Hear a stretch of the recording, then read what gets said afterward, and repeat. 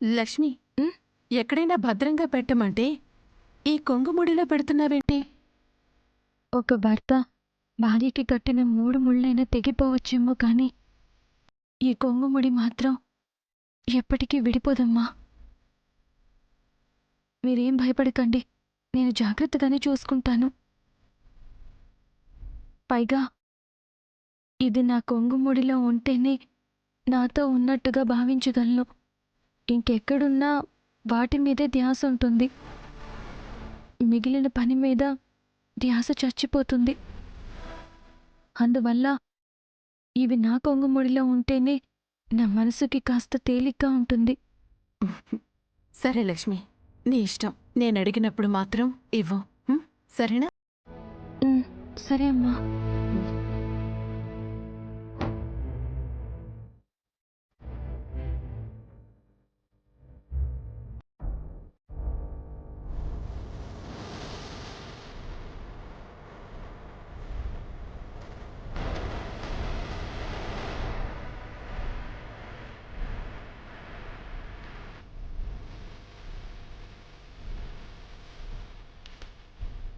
కనక మహాలక్ష్మి,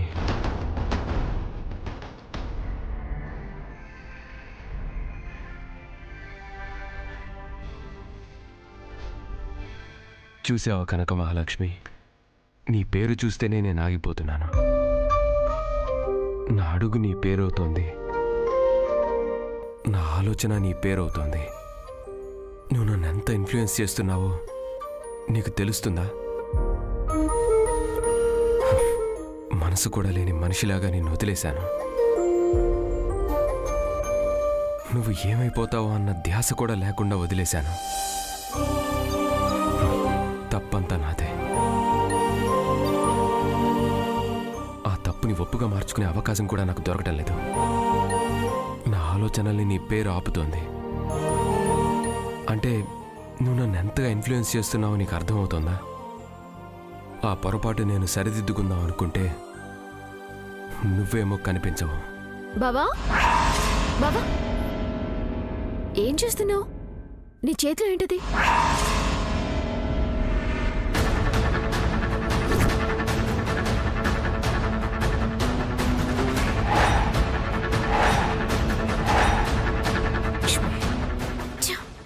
ఎక్కడికెళ్ళినా ఈ ముదనష్టపు పేరు నాకు కనిపిస్తూనే ఉంది.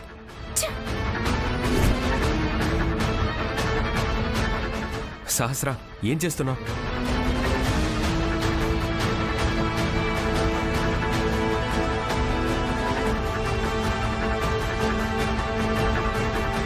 బావా, అది జస్ట్ ఖాళీ కవర్.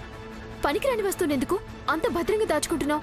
కొన్ని పనికిరాని వస్తువుల్లాగే కనిపించవచ్చు, కానీ వాటి వెనక ఎదుటి వారికి తెలియని మెమరీస్ ఏవో ఒకటి ఉండుండొచ్చు. సరేలే, ఆ ఖాళీ కవర్ గురించి నాకెందుకు, కానీ నీతో ఒక ముఖ్యమైన విషయం మాట్లాడాలి. ముఖ్యమైన విషయమా? ఏంటది? ఆఖరికి అపశృతులు, అపశకునాలు ఇలాంటివన్నీ దాటుకుని మన ఎంగేజ్మెంట్ జరగబోతుంది. ఆ విషయం గుర్తొస్తే చాలు ఎక్కడ లేని ఎనర్జీ వచ్చేస్తుంది బావా. జస్ట్ ఇమాజిన్ బావా, ఎంగేజ్మెంట్ అయిపోయాక మనిద్దరి పెళ్లి జరిగిపోతుంది. పెళ్లి కూడా అయిపోయాక ఇద్దరం కలిసి చక్కగా అమెరికాకి వెళ్ళిపోతాం. అక్కడొక కొత్త జీవితం. నాకు నువ్వు, నీకు నేను, మనిద్దరికీ మరో 2 పిల్లలు. తలుచుకుంటేనే జీవితం చాలా అందంగా ఉంది కదూ. బావా, బావా, నిన్నే. అమెరికాలో మన లైఫ్ చాలా అద్భుతంగా ఉండిపోతుంది కదూ.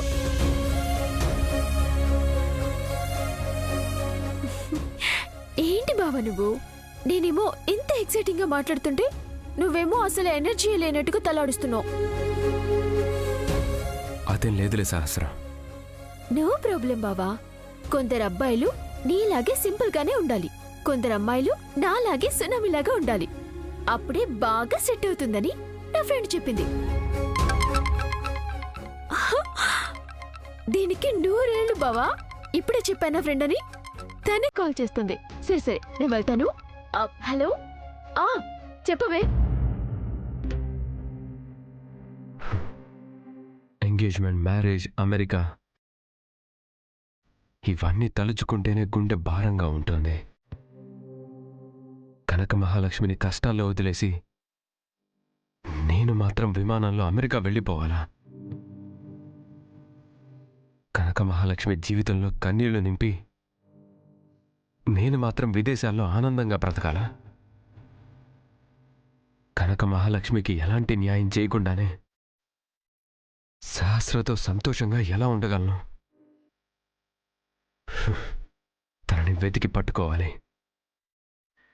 తన జీవితానికి ఒక అర్థం ఉండేలా చేయాలి. తన తల్లిదండ్రులతో సంతోషంగా ఉంటేనే నేను సంతోషంగా ఉండగలను. దేవుడా, నీదే బాధ్యత.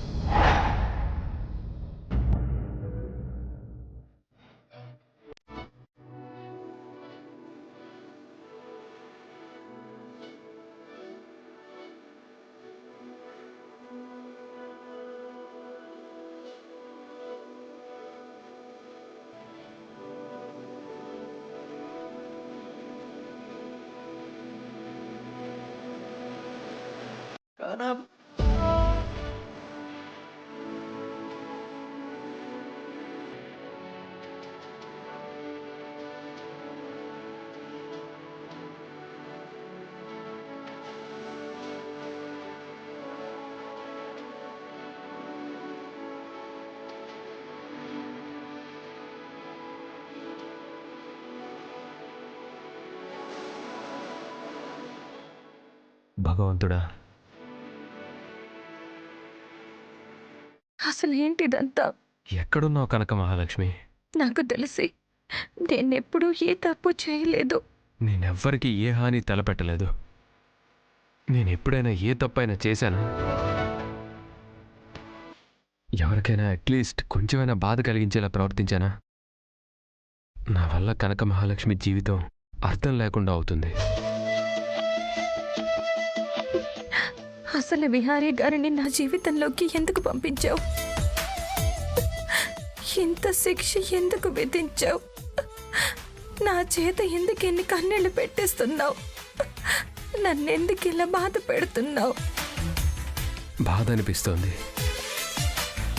కనక మహాలక్ష్మి ఏమైపోయిందో తలుచుకుంటేనే చాలా బాధ అనిపిస్తోంది. తను దొరికే వరకు ఈ బాధ నన్ను వదిలిపోదనిపిస్తోంది.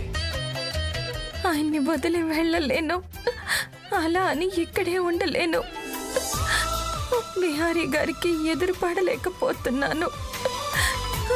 యమునమ్మ గారిని ఏకాకిలా వదిలేసి వెళ్ళలేకపోతున్నాను.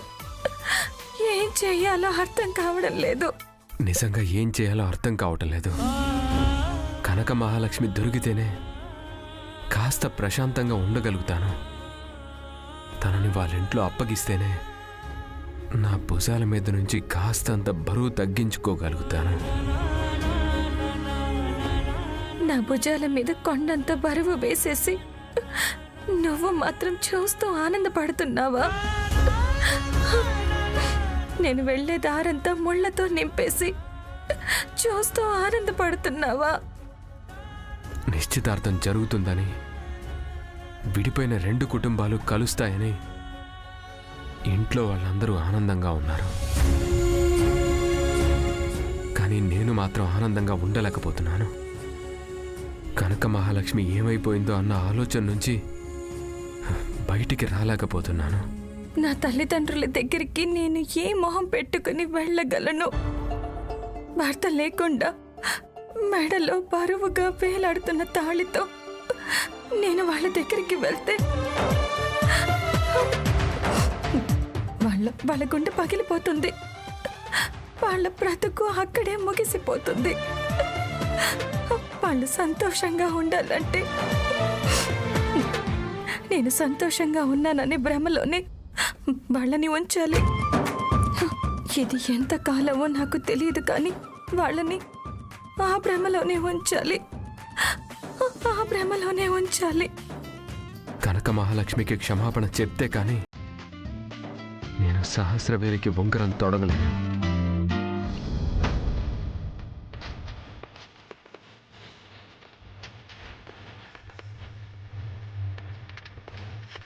లక్ష్మి లక్ష్మి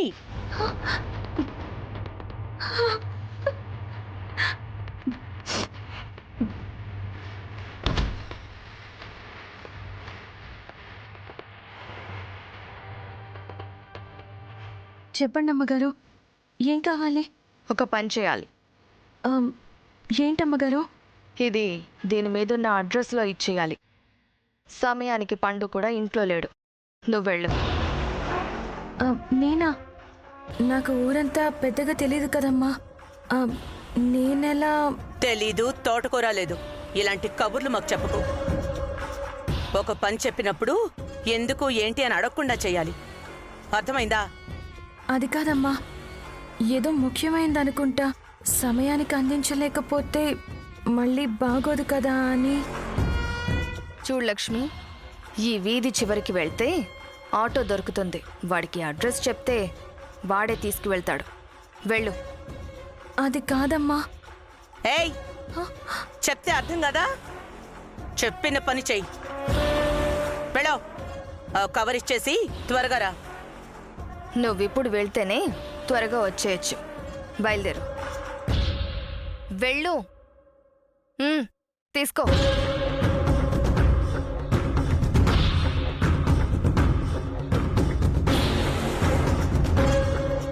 అయినా తిని కూర్చోడానికి మీ తాతగారెవరూ నీకోసం డబ్బులు మూటలు కట్టి పెట్టలేదు. కడుపుకి తిండి కావాలంటే కాస్తంత పని చేయాలి.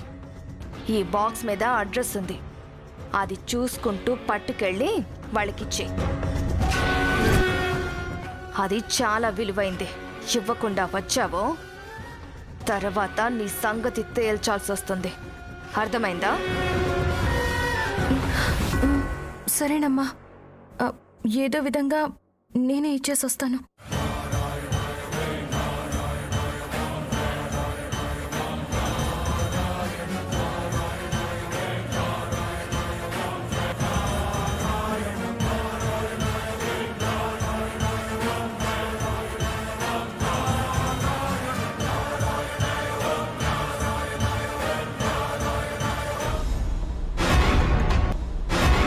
అక్క, సహస్ర చెప్పినట్టు ఇక ఈ ఎంగేజ్మెంట్ సమయంలో లక్ష్మి ఇంట్లో ఉండదు.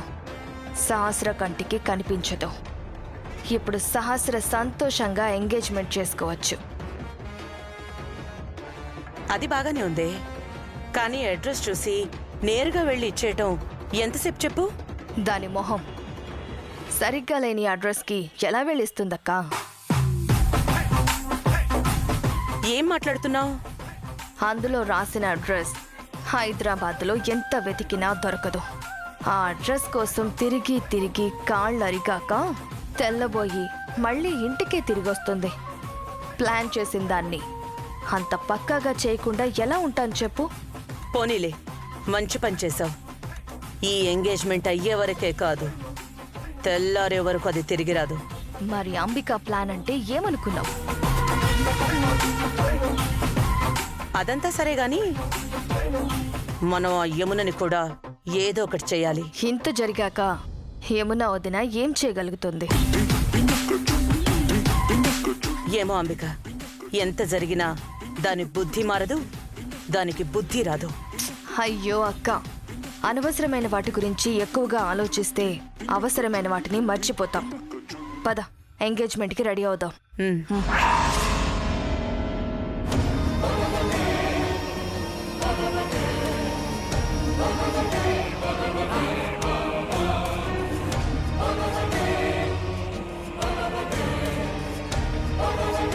సార్, చెప్పండమ్మా. ఈ బ్యాగ్ మీద ఉన్న అడ్రస్ కాస్త చెప్పగలరా?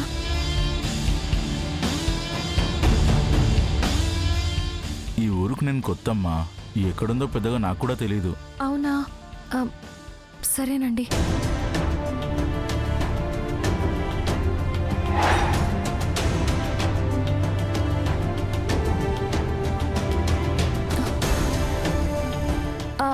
ఏవండి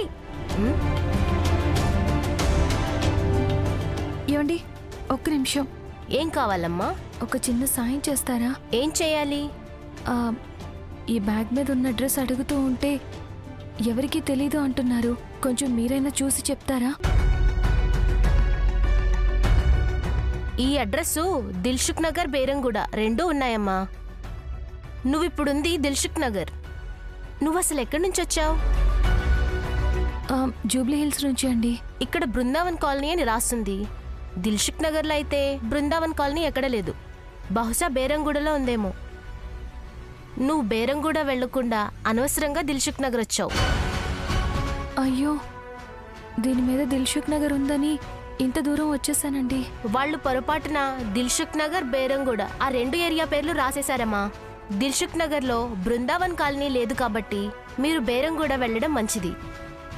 అక్కడ దొరుకుతుందేమో ట్రై చేయండి. మ్, మ్. నాకైతే ఈ సిటీలో ఏరియాలు సరిగ్గా తెలీదు. అంబిక అమ్మగారికి, పద్మాక్షి అమ్మగారికి బాగానే తెలుసు కదా. మరి అలాంటప్పుడు రెండు ఏరియా పేర్లు ఒకే అడ్రస్లో ఎలా రాస్తారు? ఛా, అనవసరంగా బైరామ్ కూడా వెళ్లకుండా ఇంత దూరం రావాల్సి వచ్చింది.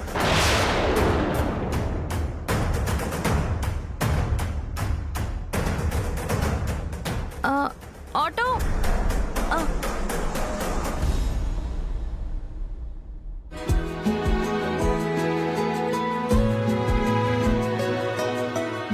నమస్తే అండి. నమస్తే. నమస్కారం అండి. నమస్కారం అండి. అమ్మా పిన్ని, ఈ డ్రెస్ లో నేను ఎలా ఉన్నాను?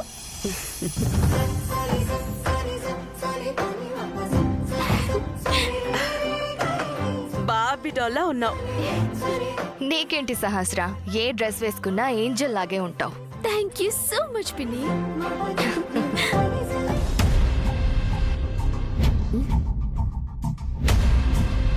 ఇంతకీ ఆ లక్ష్మి అయితే ఎంగేజ్మెంట్ లో లేదు కదా? నువ్వంతగా అడిగాక కూడా మేమంత సులువుగా ఎలా వదిలేస్తాం? ఈ ఎంగేజ్మెంట్ పూర్తయ్యే వరకు ఆ లక్ష్మి గాలి కూడా ఇక్కడ సోకదు. అంత పక్కాగా ప్లాన్ చేశాం. థ్యాంక్ యూ సో మచ్ పిన్ని.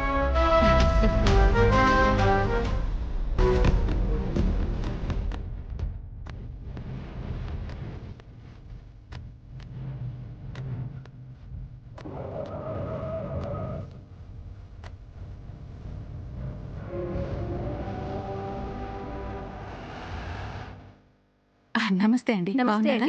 బాగున్నాను. ఇప్పుడే వస్తాను. సరే. లక్ష్మి,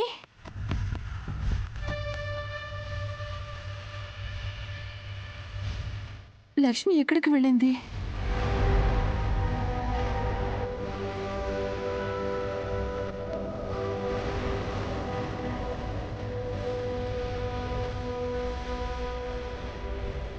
పండు, చెప్పండి అమ్మగారు. లక్ష్మి ఎక్కడ కనిపించట్లేదు? లక్ష్మమ్మ ఎక్కడుందో నాకు కూడా తెలియదమ్మా. సరే, లక్ష్మి కనిపిస్తే నేను రమ్మన్నానని చెప్పు. సరే అమ్మా. ఆ.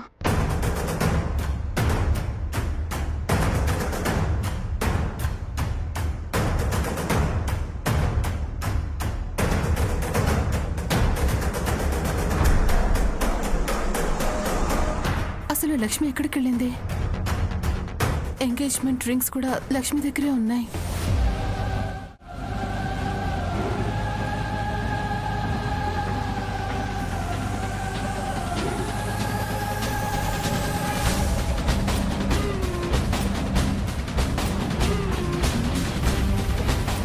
అమ్మా, బైరం కూడా ఇదే అమ్మా.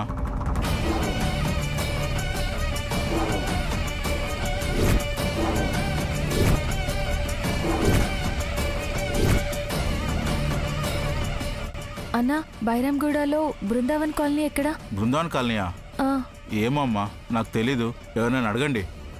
మ్.